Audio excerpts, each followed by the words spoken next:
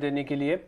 Sunil sir, ये तो काफ़ी हद तक दिख ही रहा है कि 75 बिप्स के आसपास की ये बढ़ोतरी होगी और कमेंट्री पे सब लोग ये जानना चाहते हैं कि ये कहीं और ज़्यादा गंभीर बातें तो नहीं बोल रहे हैं, जो बात पहले कह चुके हैं उसी पे टिकेंगे या फिर और गंभीर हो जाएंगे।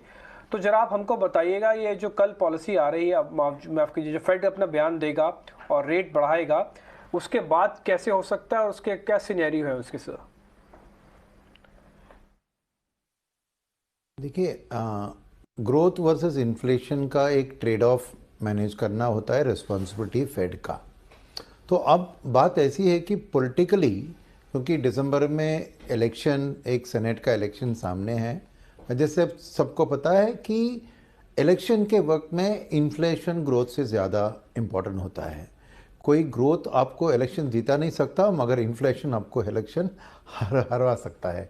तो इस चीज़ में पॉलिटिकली प्रेशर है मिस्टर पवल के ऊपर कि किसी हालत पे इन्फ्लेशन को कंट्रोल करो। एक बात वो है। सेकंड, इसमें चीज़ ऐसी है कि ये इन्फ्लेशन उनका अपने हाथ से किया हुआ इन्फ्लेशन है। एक तरफ कोविड और रशिया यूक्रेन वॉर के कारण जो सप्लाई में कमी आई, वो एक इन्फ्लेशन का कारण था। मगर दूसरी तरफ फेड ने और यूएस गवर्नमेंट में जो स्टिमुलस फैलाया है, फेड ने क्यूई के थ्रू और गवर्नमेंट ने $3,600 हर व्यक्ति को हाथ में बांटते हुए उन्होंने डिमांड साइड का इन्फ्लेशन को भी बढ़ा दिया। तो उस डिमांड साइड के इन्फ्लेशन और सप्लाई साइड के दोनों के जुड़ने के कारण 1.5% से 8.5-9% तक इन्फ्लेशन चली गई। तो नेचुरली अमेरिकन मिडिल क्लास लोगों में एक नाराज़गी है, और इतना फ्यूल का कंजम्पशन उधर होता है तो ऑयल की, एनर्जी की प्राइसेस की बढ़ा भी उनको बहुत हानिकारक है। तो इसीलिए अब रेट हाइक की बात ऐसी होती है कि डिमांड साइड को ही अपना रेट हाइक के थ्रू कंट्रोल कर सकते हैं, सप्लाई साइड पे रेट हाइक का कुछ असर नहीं हो सकता है।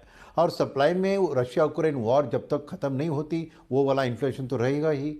तो इसलिए अभी एक बहुत ज़बरदस्त प्रेशर है फेड के ऊपर कि किसी हालत में इन्फ्लेशन को वापस 1.5% ना ही सही, एटलीस्ट एक 3.5-4% के लेवल तक उसको गिराए।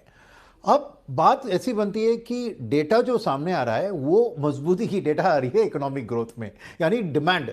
अमेरिका जैसे इकोनॉमी में डिमांड ड्रिवन इकोनॉमी कहते हैं, तो डिमांड और जबरदस्त बढ़ रही है, तो रेट हाइक का कारण और भी अभी मजबूत हो गया कि रेट हाइक किसी हालत पे करके उस इन्फ्लेशन को कंट्रोल करना है। तो 75 बेसिस पॉइंट्स की बात हो रही है।